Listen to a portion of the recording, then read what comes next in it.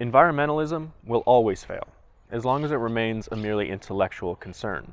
We will always prioritize issues that we feel in our bodies, no matter how well we grasp the importance of a problem intellectually. The thirst of 1,000 people does nothing to relieve my hunger. So if we're ever going to evolve into a global society that does not destroy itself through wanton consumption and egregious waste, we're going to have to combine our scientific understanding of the natural world with a more ancient wisdom. A wisdom that can only be developed through a physical, manual engagement with the world. For the vast majority of us today, our use of natural resources comes only after many layers of abstraction and interpretation. We don't drink water from a spring, or eat food from the forest, or warm ourselves with the fur from animals that we have hunted. Instead, we purchase prepackaged products that bear no resemblance to the natural resources.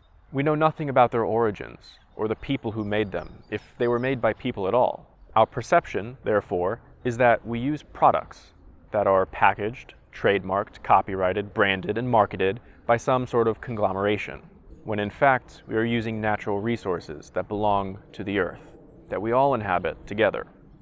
We have to break through the illusion that we are separate from nature. To do this, we have to regain some semblance of self-reliance and engage directly with natural resources instead of corporate products. The products obscure the truth of our consumption. The problem is not any one of these modern conveniences by itself, but rather the fact that for many of us they comprise our entire existence. Even those of us who engage in practices that deplete natural resources do so through corporations rather than obtaining those resources directly from the earth ourselves. To give but one example, of which there are many, take the case of the modern potter. You go to a ceramic supply store, you buy your bag of clay, you go to the studio, and you fire it in an electric kiln. You don't dig the clay, you don't build the studio, and you don't cut wood to fire the pottery. What was for most of human history a process of the earth has become a purely commercial process. It need not ever occur to you that clay is literally the earth that we live on. Of our planet's land surface, usable clay makes up about 20% of it. Yet most potters never even notice that it's there. When you go to a ceramic supply store and you buy a plastic bag of clay, there's absolutely no sensory data connecting your use of that clay to the world. But when you use a clay that you dig yourself, locally, every time you use that clay you are reminded of this miraculous natural resource and the fact that it makes your work possible. I want to explore this example further because pottery is what I know, but the particulars of this can be applied to any number of activities, from metalsmithing and woodworking to cooking and knitting. It is surprisingly easy to sustainably use local clay, sand, rocks, and ashes in your pottery practice. We only have to be willing to interact with the world around us. Sadly, our society seems to discourage this natural, childlike willingness, and many of us have lost it. We feel separate from nature, but of course we're not. We are nature.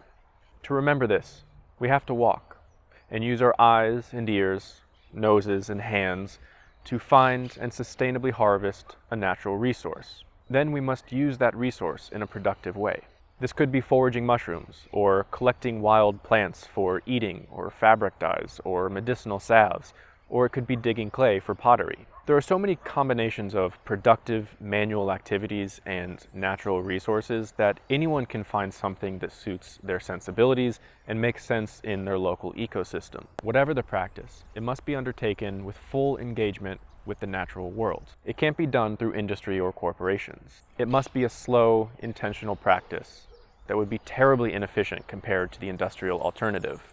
And it must never make sense to the capitalist calculating opportunity cost.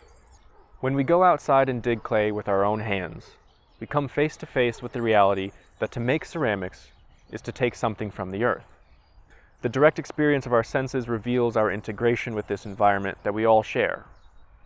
We see the gradations of color and the particular texture of eroded clay banks. We feel the clay with all the truth of its geologic journey, with all its decaying leaves and pine needles, its various rocks and sand, and we smell the minerals. When we seek out and then use native materials in our work, we rekindle our sense of belonging to the earth. Not necessarily in any spiritual, New Age way, but in a simple, matter-of-fact way. If I want a cup, I must use my hands to pick up this earth and then make my cup. In ceramics, everyone can find at least one material that they can incorporate into their ceramic practice. That might be through digging clay or collecting rocks for glazes. It could be processing plants for colorants or upcycling ash for glazes. In London, artists actually used soot collected in the city center from pollution and used that to make beautiful glazes. In every case, the person making functional or artistic use of a natural resource is the same person who took that resource from the earth. There is no room for abstraction or ignorance.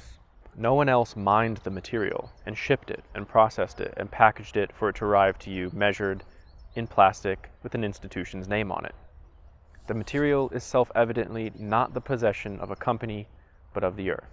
We don't have to stop using commercial materials entirely, but at a time when the mining and shipping of ceramic materials is more unreliable and wasteful than ever, if everyone who makes ceramics would begin to incorporate just a single wild local material into their art, we would all cultivate a more responsible stewardship of our planet. And our work would take on a greater sense of locality and a more distinct personal touch.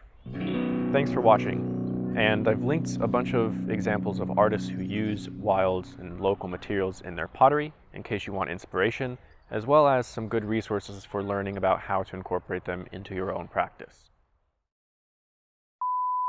Instead, we purchase pre-packaged products.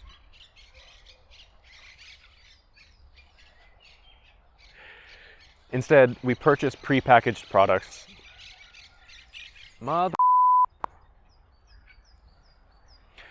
Instead...